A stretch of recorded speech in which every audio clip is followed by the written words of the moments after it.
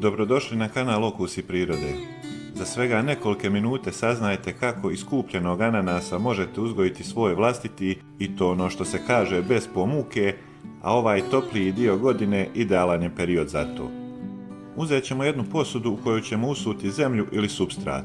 Ako je zemlja u pitanju, dodat ćemo joj pijeska da je napravimo rastresitijom, da ne bi previše zadržavala vlagu i da ne bi došlo do truleži korijena i da bi se korijen lakše razvijao.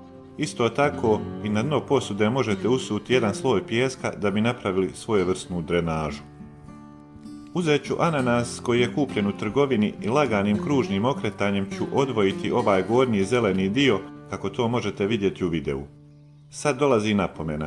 Ako ananas kupujete isključivo zbog razmnožavanja, a ne zbog jela, onda gledajte da bude što svježiji i da ovaj gornji zeleni dio bude što zeleniji i zdraviji, pogotovo sredica, odnosno oni mali unutrašnji listovi.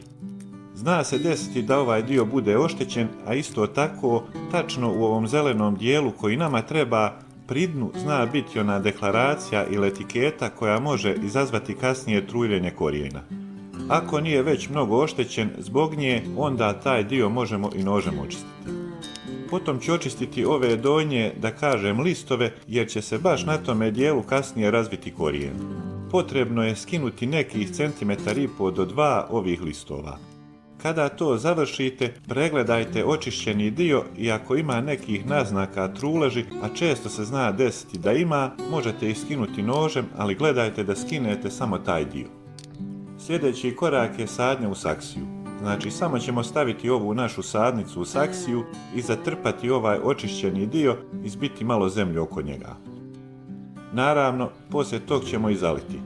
Iako kažu kako se može zalijevati odozgo i da se voda slijeva kroz listove, ja bih lično izbjegavao takav način zalijevanja jer mi se je dešavalo da dođe do truleži sredice.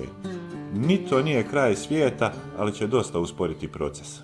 Poslije sadnje trebate biti strpljivi, a postoje, barem iz mog iskustva, 2 scenarija.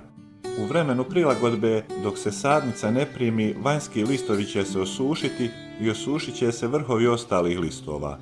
To ne treba da vas brine, u prvom slučaju, ukoliko pođe sve kako treba, sredina će početi rasti, listovi sredine će se početi razvijati, a vanjski će se vremeno sušiti i kad budu potpuno suhi, možete ih, pridržavajući biljku da je ne iščupate, ukloniti. U drugom slučaju, ako listovi sredine ne počnu rasti, treba će vam još više strpljenja, iako sadnica izgleda da se ne razvija, nemojte je dirati.